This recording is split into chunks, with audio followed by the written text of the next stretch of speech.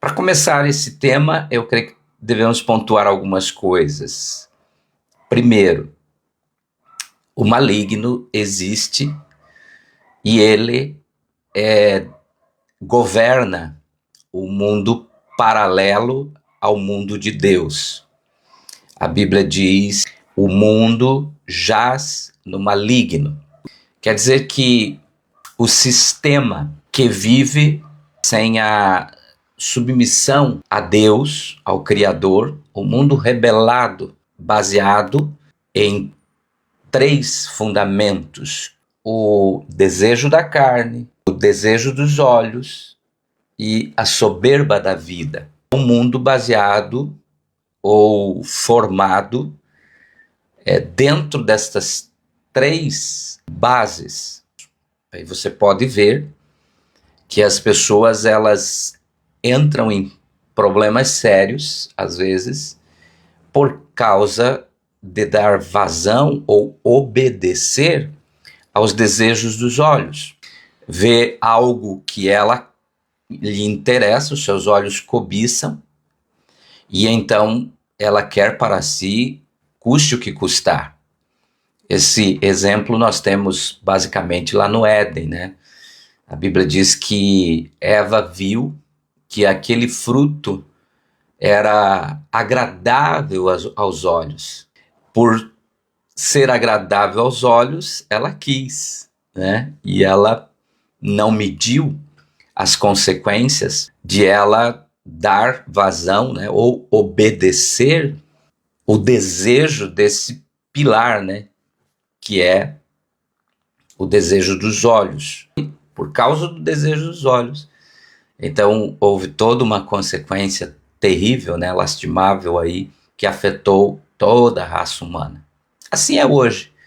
Às vezes a pessoa olha para alguém, deseja, e mesmo sabendo às vezes que aquela pessoa é casada ou não, no caso do adultério, né, ela se submete então aos desejos dos olhos e aquilo lhe traz consequências terríveis, mas ela é governada por esses desejos, né?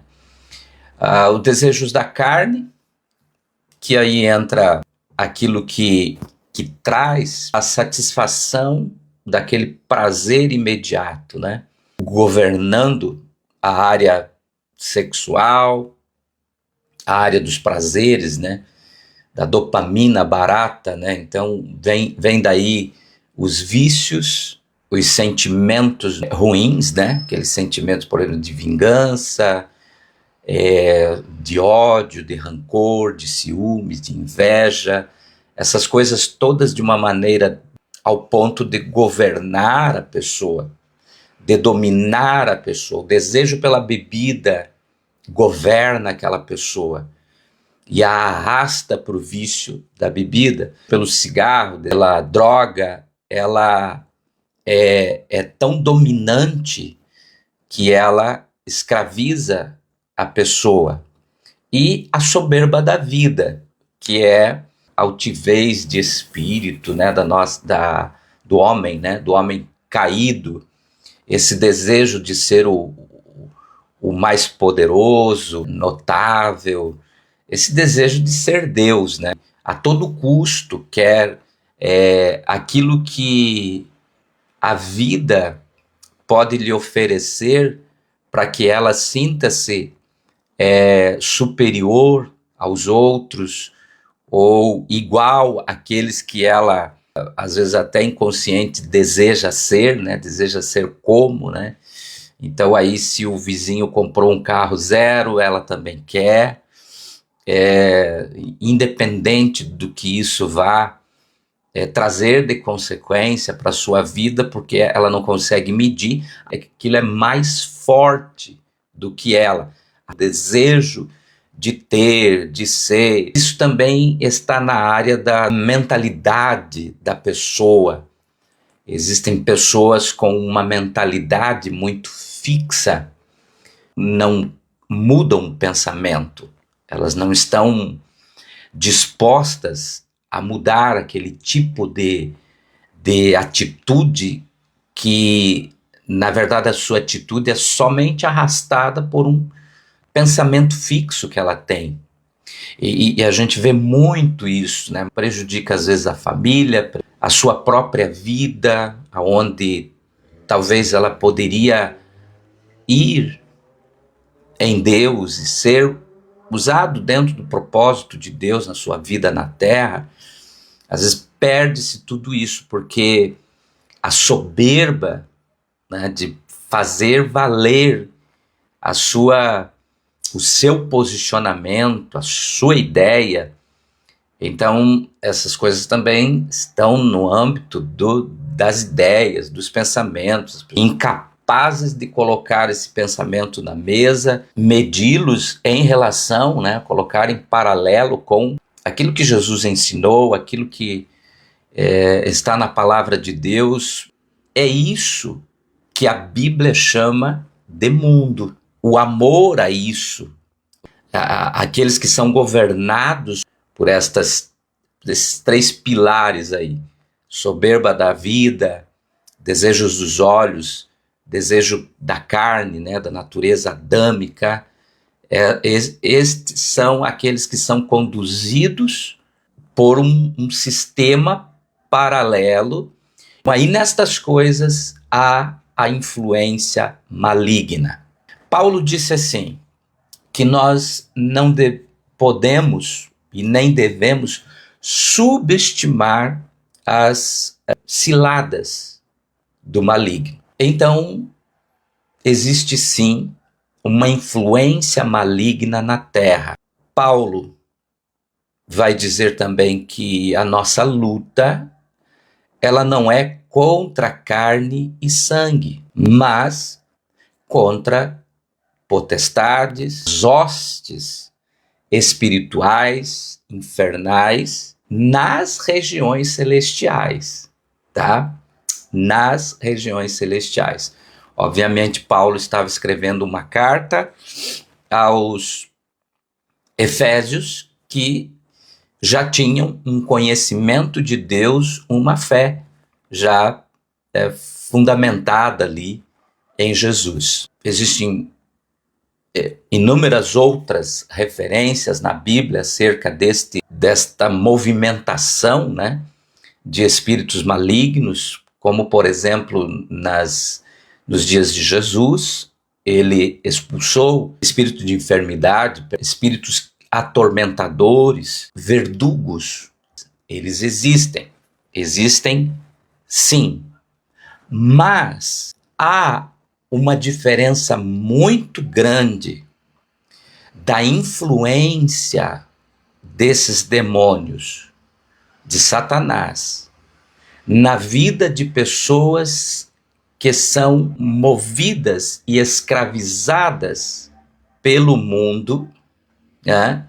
Aí por esses três pilares, e entre essas pessoas que são escravas, mesmo elas entendendo que estão sob um efeito de coisas ruins, do tipo vícios, ou outras coisas que elas estão praticando de acordo com esses padrões aí, desses três pilares, mesmo elas sabendo, entendendo disso, elas não querem se submeter a Deus, a sua palavra, ao Espírito Santo. Elas não permitem que o reino de Deus, o mundo de Deus, então, e de sua vontade, dos seus princípios, elas não permitem que esse mundo de Deus influencie em sua vida.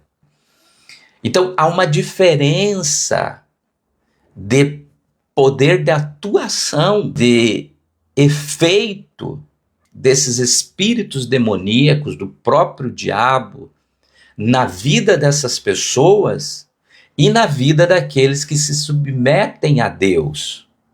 Há pessoas que estão no reino de Deus, mas acham que o mesmo tipo de influência que Satanás, o diabo, tem na vida dessas pessoas que estão vivendo segundo os princípios do mundo, também tem em suas vidas. E não é a mesma.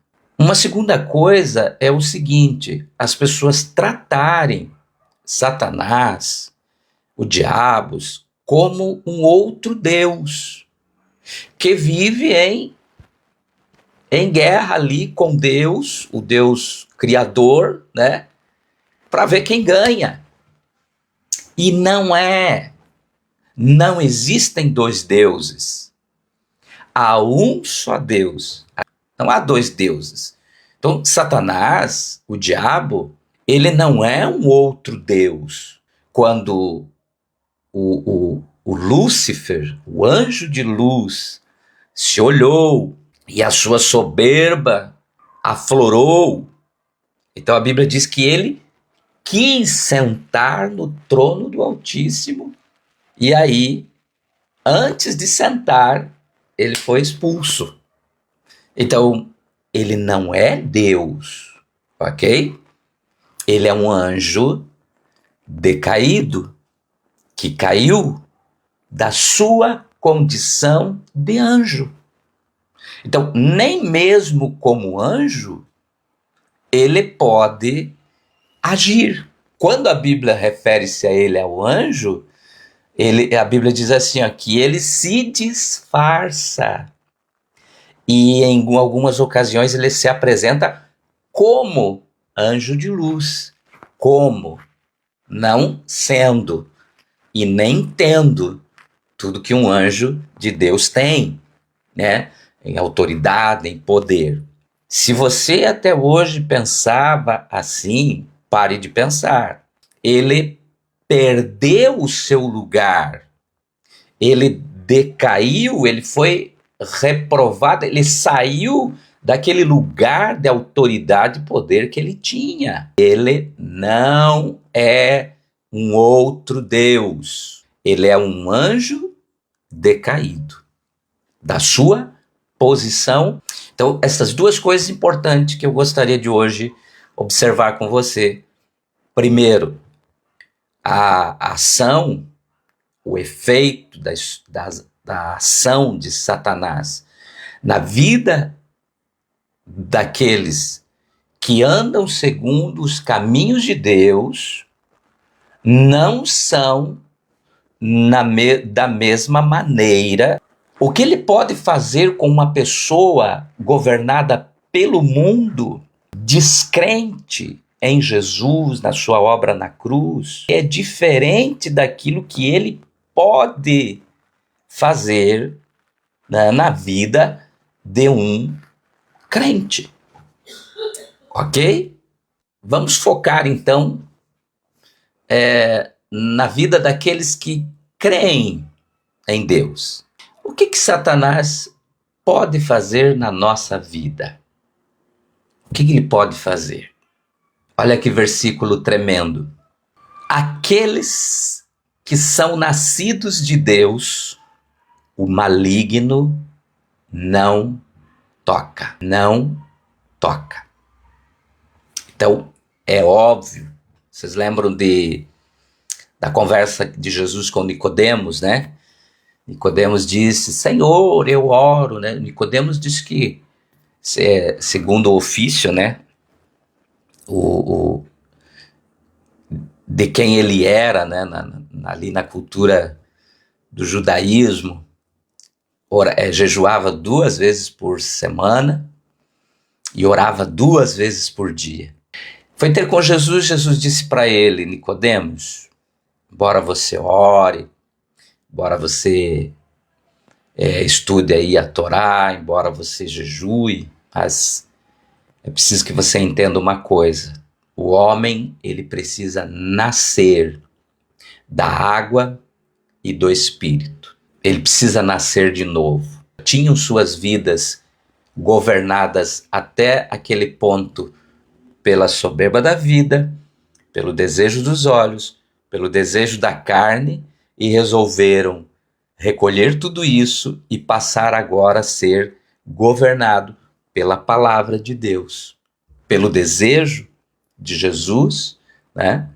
pelas vontades de Jesus, pelos pensamentos de Jesus, pelos sentimentos de Jesus. São os nascidos de novo, porque nós precisamos nascer de novo, sermos gerados por aquilo, pela palavra, por aquilo que vem da palavra, né?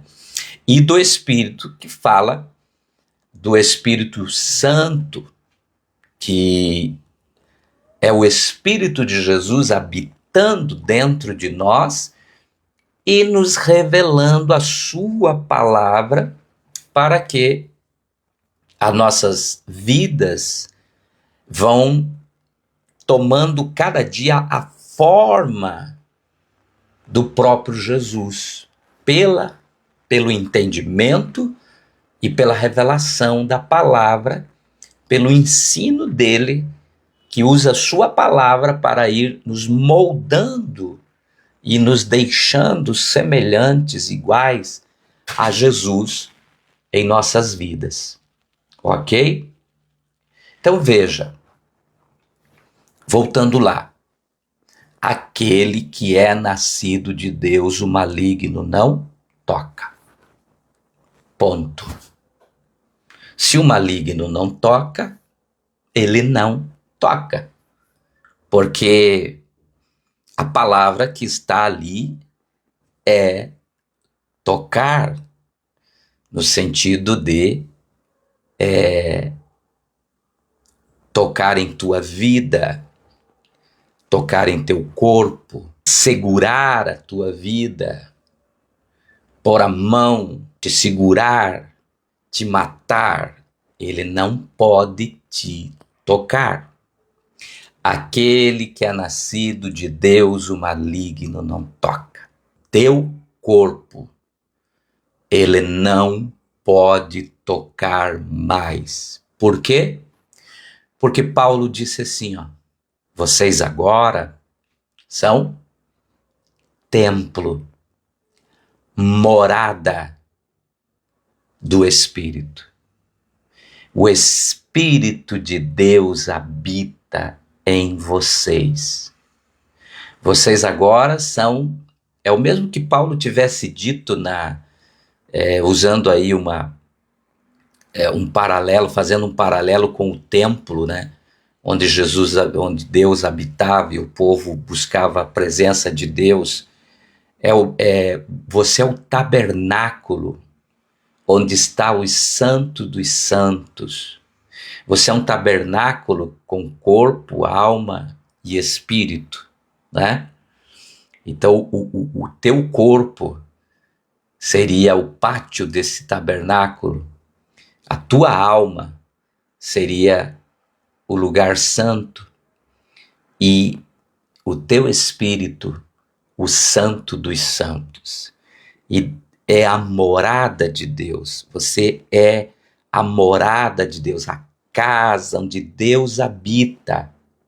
E o que Satanás vai ter coragem de chegar e tocar em tua vida? Ele não tem legalidade, ele não tem autoridade e ele não pode se aproximar de Deus, da luz de Deus. A Bíblia relata sobre o lugar onde Deus está, onde ele está, é um trono cercado por anjos, arcanjos, querubins, os 4 seres viventes, os 24 anciãos. É importante que você entenda que ele não habita em você sozinho, ele está com todo esse como Isaías diz, né, esse séquito, essa presença, por exemplo, onde vai uma autoridade, onde vai o presidente dos Estados Unidos, você olha aquela carada, aquela segurança, aqueles chefes de ordens, aquelas pessoas envolvidas ali na sua comitiva. Deus não habita sozinho, Jesus não está, o Espírito de Deus não está em você sozinho, mas à sua volta. Imagina isso, à sua volta estão anjos, estão arcanjos, seus guarda-costas celestiais, há toda uma um fogo, uma luz, todo aquele brilho, todo aquele poder, tudo aquilo que há no trono de Deus habita em você. Como é que Satanás vai conseguir chegar perto? Tivemos várias experiências de enfrentar pessoas possuídas de demônios pelo nível de envolvimento que elas tinham com o mundo das trevas. E eu lembro que muitas e muitas ocasiões, não foram uma nem duas, chegava próximo a elas e elas não conseguiam olhar nos meus olhos. Não conseguiam. E eu uma vez vi alguém dizendo, olha para mim. E eu também, né, baseado naquilo que eu vi um dia num momento desse, em algumas ocasiões eu dizia, olha para mim, não a pessoa, né, mas o demônio falava através dela, não, não. E um dia eu disse, por que você não quer olhar para mim? E ele disse, tem muita luz, e ele não olhava nos meus olhos. Por quê? Eram os meus olhos? Os olhos carnais? Não. É essa presença de Deus morando em mim, morando em você, que faz com que ele não tenha coragem de olhar para os teus olhos. E eu lembro que às vezes, muitas dessas vezes, né, eu não precisava nem dar ordem para ir embora. Quando eu mandava olhar nos meus olhos, ele dava aquele grito terrível e saía da pessoa. Mas não eram os meus olhos. Eu carrego poder nos meus olhos, não. Mas a presença desse Deus poderoso que está em nós, é isso que Paulo está dizendo. Como Satanás vai tocar em você? Se você é templo dele, tem uma ordem ao teu respeito, tem uma marca em você do sangue do Cordeiro, da presença dele em tua vida. Então, aquele que é nascido de Deus, o maligno não toca. Ponto. Tem muita gente aí atribuindo ao diabo coisas em sua vida que não tem nada a ver.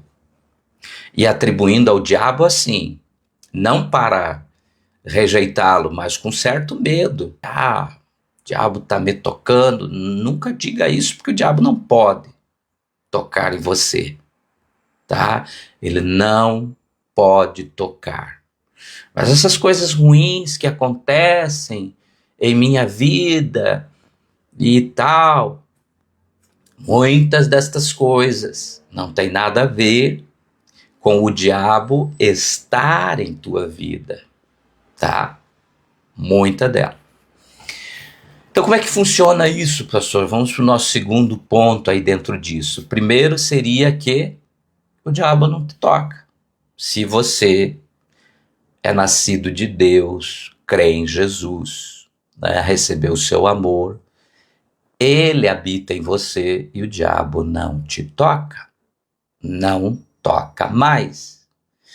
Agora veja, eu lembrei agora de um fato, né, antes de concluir essa questão de Deus habitar em nós. E isso é muita verdade, né? Por esta ideia de que Deus não está sozinho, né?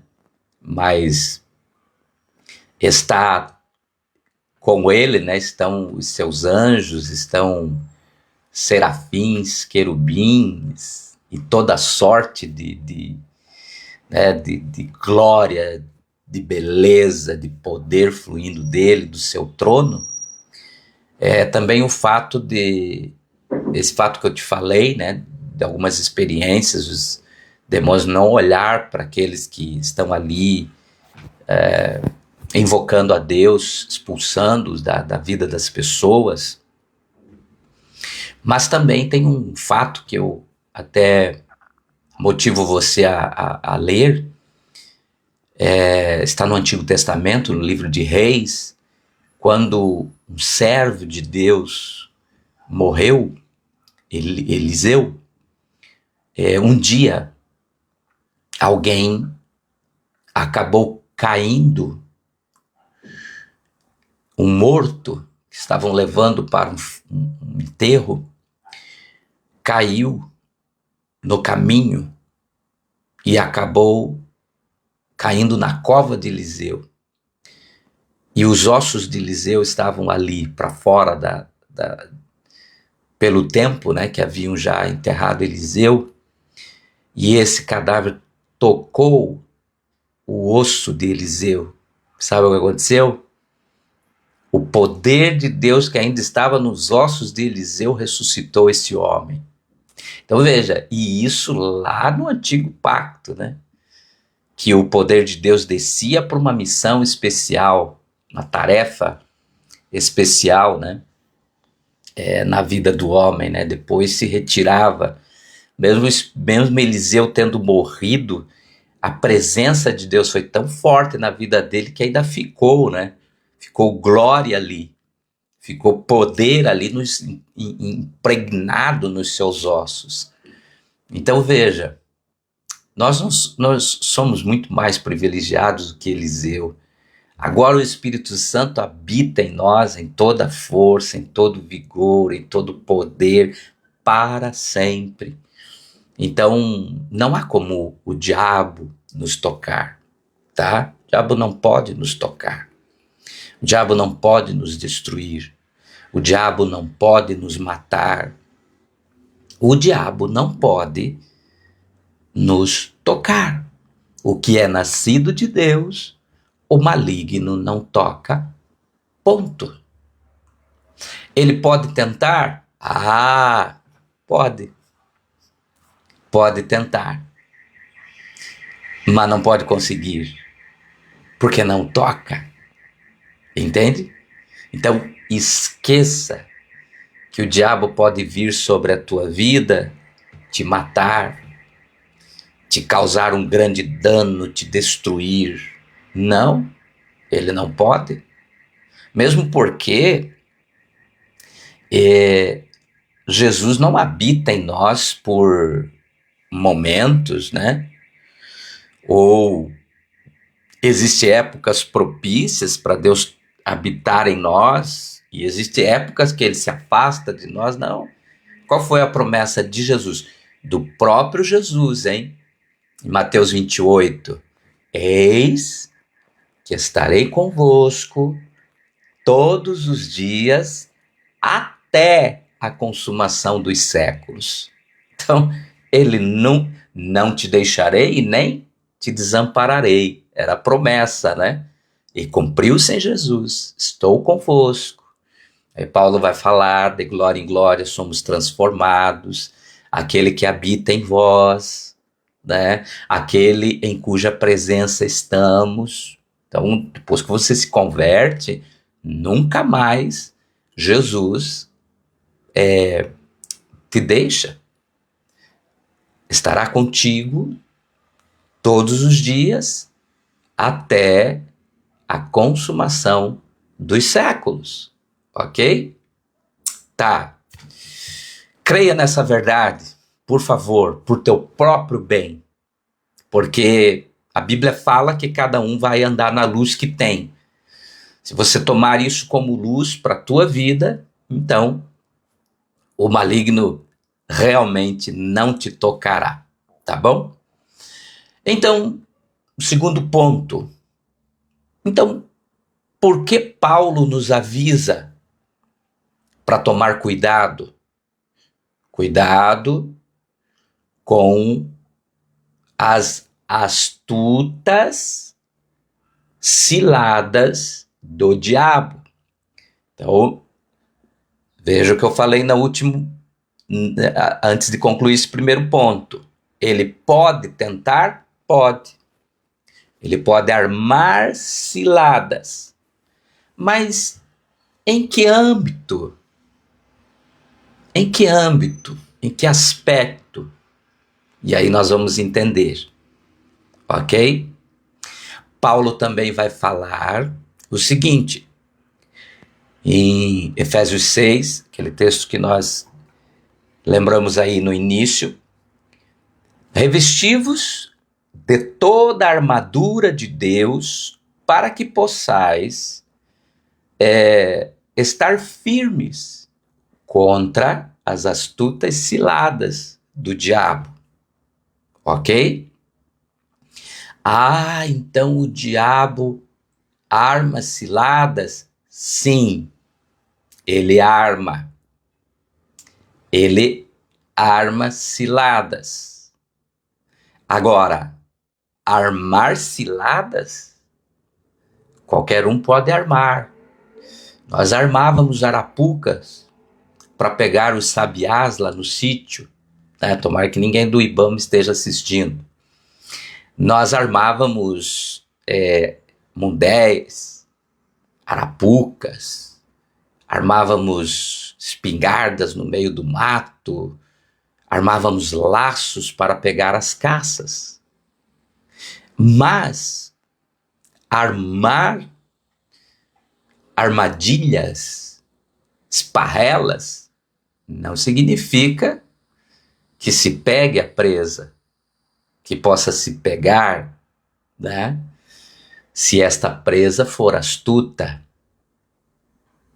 E tinham muitos animais que a gente ficava à noite, às vezes trepado numa árvore, olhando lá o momento dela passar, o momento que a espingarda estava armada ou o mundel lá estava armada, a armadilha, e a gente se frustrava porque ela passava, cheirava, ela sentia cheiro de armadilha e ela desviava, né? Eram astutas.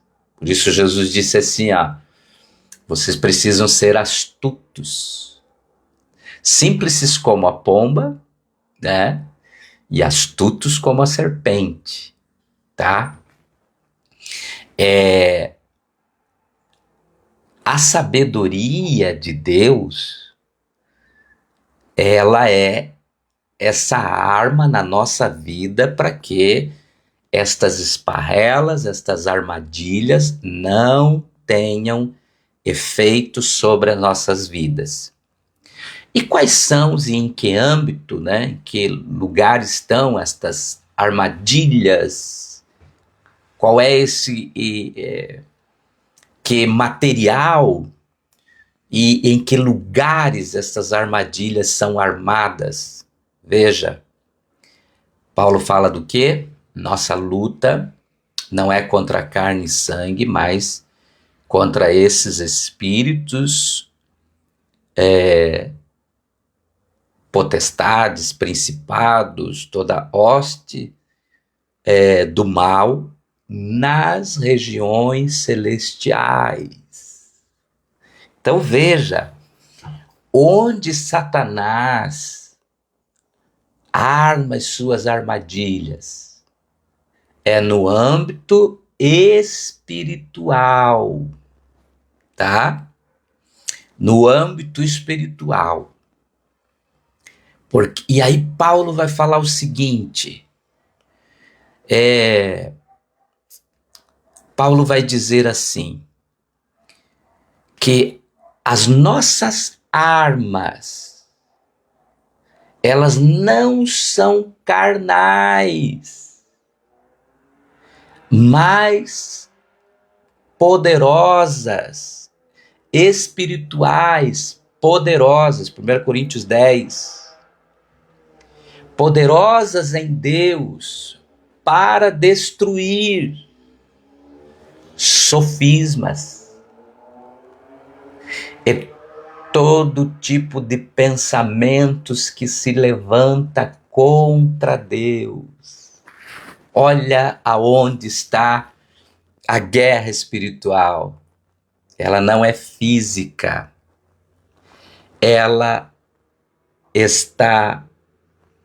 Satanás vai armar suas armadilhas, não sendo redundante, onde? No aspecto que envolva no lugar onde envolva as coisas espirituais, de onde pode fluir as coisas para o âmbito material, na área do corpo, na área dos sentimentos, na área dos pensamentos, na área do relacionamento, vai ser de lá para cá. Vai ser de lá para cá. Ok? Deu para entender um pouquinho? Vamos ver se consigo ser mais claro. Veja. Aqui, no mundo criado, material, quem governa é o homem. Eu e você. Nós governamos aqui. Então, na tua vida financeira, quem governa é você. Na tua vida familiar, de relacionamento, quem governa é você. Na tua vida, no teu corpo, quem governa é você. Tem muita gente pedindo oração por enfermidade que ele mesmo provocou. Por quê? Porque ele não governou aquela área. Ok? Tem muita gente que traz no sangue, às vezes, uma enfermidade, uma anomalia, uma anormalidade, porque o seu pai ou avô, ou às vezes até tataravô lá atrás, não governou sobre esta área. E aí, colocou essas coisas na corrente sanguínea de toda a sua geração, né? E aí tem pessoas aí às vezes lutando com isso, e quando vai no médico, o médico diz, isso é hereditário, meu irmão, isso vem lá de trás, lá, alguém não submeteu-se a Deus lá e não governou nesse âmbito material. Então, aqui na Terra, quem governa é o homem, tá? Nós governamos aqui. Está nos Salmos, no livro dos Salmos. Os céus dos céus são de Deus, tá? Mas a terra, ele deu aos filhos dos homens. Nós governamos aqui. Somos nós que mandamos aqui. Somos nós que determinamos as coisas por aqui. Através do quê? Olha que interessante, gente. Através de pensamentos. Nós temos um pensamento. Aquele pensamento gera uma atitude. E nós vamos lá, damos ordem a alguém, ou pagamos alguém para que ele faça lá aquilo que eu pensei, né? Que venha à existência aquilo que eu pensei. Você pensou em ter uma casa, e você disse na tua mente, vou fazer uma casa, assim, assado, cozido e frito. O que você fez? Muitos de vocês fizeram. Ainda que você não entendia de pedreiro, não entendia de marceneiro, não entendia de eletricista, não entendia de jardineiro, de jardinagem, o que você fez? Você pensou, tudo começou onde? Se você não pensasse, ela não existiria. Quantas coisas você não tem, não fez, não trouxe à existência porque você nem pensou? Então você vai pensar hoje, agora que eu estou te falando, né? Você diga, puxa, amanhã vou fritar um peixe, vou comer um peixe frito. Olha, pensamento. Daí amanhã você vai trazer existência. Você vai contactar um pescador e vai dizer, ei, você tem um peixe? Ele vai dizer, sim, tenho. Estou aí buscando. Aí amanhã você estará sentado na mesa comendo um peixe frito, fruto do quê? Pensamento. Aquilo que você desejou, Outra coisa, né, que vem a existência, o desejo. Você deseja e traz a existência. É assim que funciona aqui. Por que existe Paranaguá? Alguém pensou. Por que existe a van, né? Vamos inaugurar a van, sábado, Paranaguá. Uhul! Grande conquista! É. Por que tem ali? Por que construíram a van?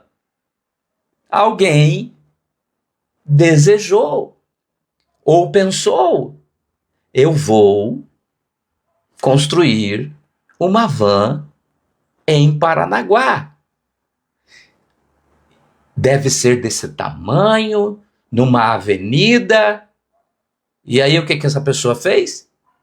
Viajou de outro estado, veio a Paranaguá, procurou um terreno numa avenida que ele já havia imaginado, deu ordem ao fabricante do concreto, deu ordem ao eletricista, deu ordem ao maquinista, comprou o terreno e hoje está ali, fruto do seu pensamento, do seu desejo, do seu pensamento.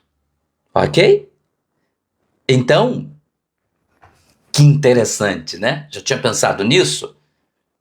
Aqui, no mundo criado, é o homem que manda, governa, ele pode fazer o que ele quiser e ele pode fazer o que ele quiser e ele faz através do seu pensamento. Tudo começa com um pensamento. Às vezes ele não usa nem as suas mãos, usa a mão dos outros, né? Para que o seu sonho, o seu projeto, a sua mente, o seu pensamento, sua ideia venha à existência. É assim, tá? Aí olha só, se os céus são de Deus e a terra quem manda é os homens, Satanás manda aqui? Não. Então, Satanás é astuto. O que ele pensou? Ou pensa? Para eu agir lá, eu preciso, que a lei é essa, né? A lei é essa, gente. Não adianta. O que Provérbios diz? Você é o que você pensa. Você tem o que você sonhou. Se você tem um carro hoje na garagem, um dia você sonhou. Ou seja, você desejou. Sonho e desejo é a mesma coisa. E você pensou e você trouxe a existência, está aí na garagem o teu carro. Se você não tem um carro, foi porque um dia você até pensou, mas desistiu, não desejou o suficiente. Então você é e você tem o que você pensa. Porque a lei aqui é essa. Deus concederá o desejo do teu coração. Você pode fazer aqui. Você não depende de ninguém. Você depende de você. Se você quiser uma vida diferente dessa que você está tendo agora, se você quiser acrescentar alguma coisa em tua vida, você vai pensar e executar e ninguém, nem o diabo impede. Nem Deus vai impedir. Por quê? Porque ele nos deu a terra. E nós governamos com o nosso corpo. E no nosso corpo, o nosso corpo obedece à nossa alma. Ele é o que a nossa alma é, tá? Em todos os aspectos. Isso é em todos os aspectos. Todos, todos, todos. Todos, pastor, todos. Ah, então eu sou assim porque... você é assim porque você pensa assim. Ah, então eu tô assim porque... você tá assim porque você pensa assim. Porque você deseja assim. Se desejasse diferente, se pensasse diferente, seria diferente. Aí, olha só. O diabo, Ele conhece as leis.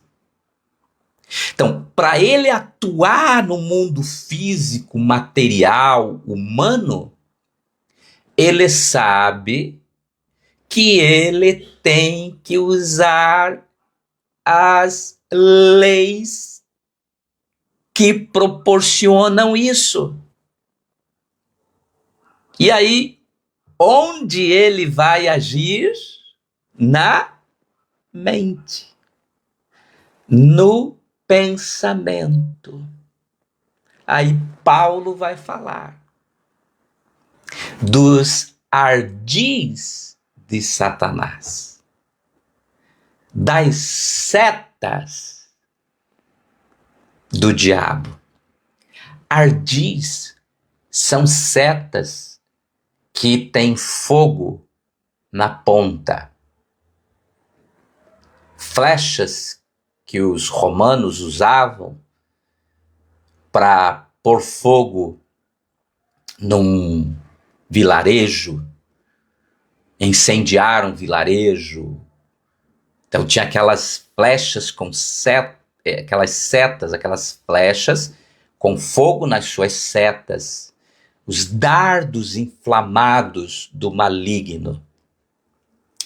E o que são esses dardos inflamados do maligno, essas flechas? São pensamentos. Pensamentos.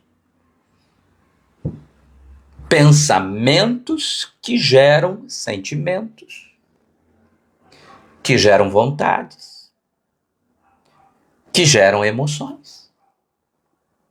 Tudo começa no pensamento. Por exemplo, se você aí agora não sei que horas já são 10, mas se você começar a pensar numa pipoca doce, puxa, você vai sentir até o sabor dela e você não vai dormir sem antes ir na cozinha e fazer uma pipoca doce para você. Tudo começou no pensamento, que gerou um sentimento, uma emoção.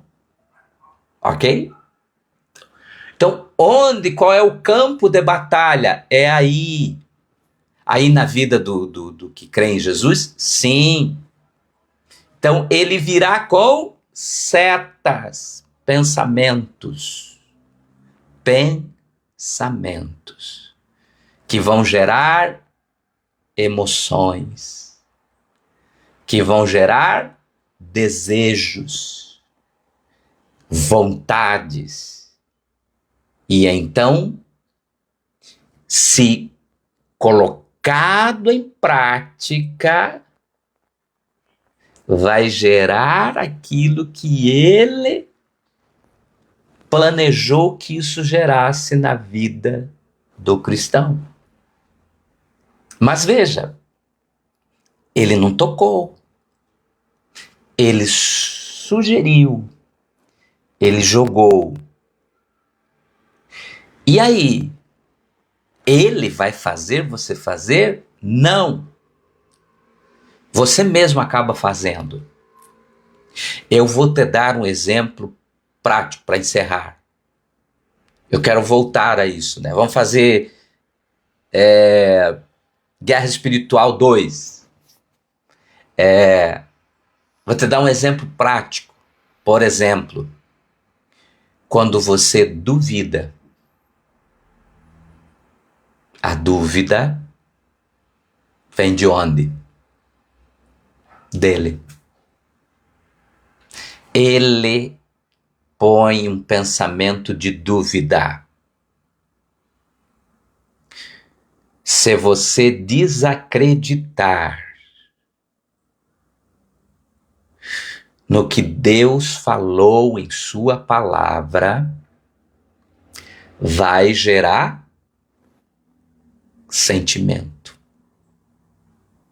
Vai gerar vontade. Vai gerar emoções.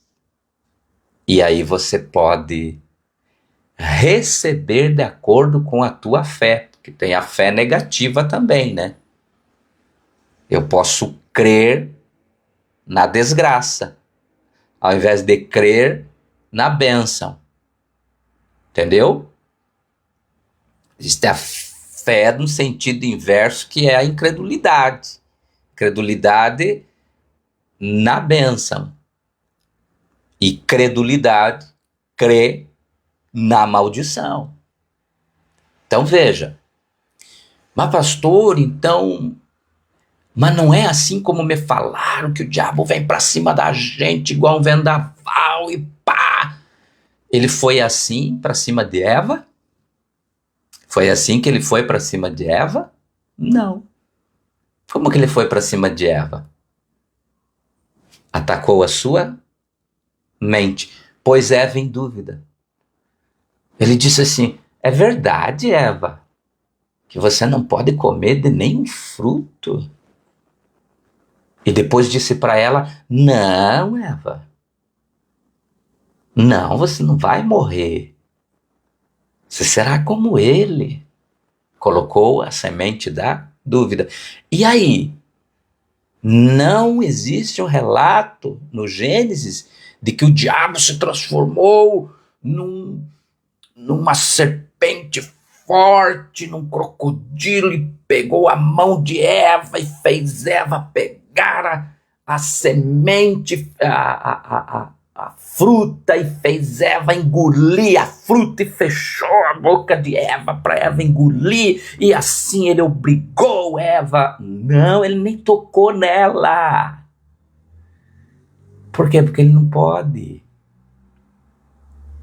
Porque Deus tinha dito: os céus são meus, mas a terra é do Adão. Você é dono de tudo isso. Administre, governe, reine aqui. Você é o rei aqui, beleza? O diabo chegou em Eva, não tocou, sugestionou, colocou o pensamento de dúvida. E é assim que ele faz. Porque é a estratégia mais perfeita que existe. Sabe o que acontece? Se ele nem precisa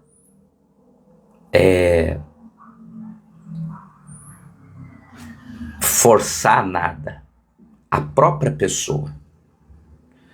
A pessoa sente um sintoma, seja do que for, sua saúde, e ela sem duvida. Ela duvida que Deus pode curá-la. Ela duvida que Deus pode intervir ali. E aí ela solta palavras. De manhã ela conta para o marido, já com aquela pensamento tendo vida. Ela diz: eu acho que eu estou doente. E aí a mente dela começa, e aí ele começa a colocar. E aí ela mesma começa a aceitar, e aceitar, e aceitar, e aceitar os pensamentos, e ela perde as forças, até ora, mas sua oração não tem força de fé, porque ela engoliu e está dando fruto daquilo que está em sua mente. Então, o que a sua mente agora está crendo é o que está acontecendo. É nesse âmbito, é nesse lugar, é dessa maneira que o inimigo, o diabo, ele age na vida daqueles que conhecem a verdade. Por isso Jesus disse que, o Paulo disse, né? Paulo, Romanos 12, transformai-vos pela revelação do vosso entendimento, para que possais experimentar a boa, perfeita e agradável vontade de Deus. Transformar-se pelo Evangelho. Não deixar nenhum pensamento vir, pousar. Ele pode até passar, mas você tem que mandar embora.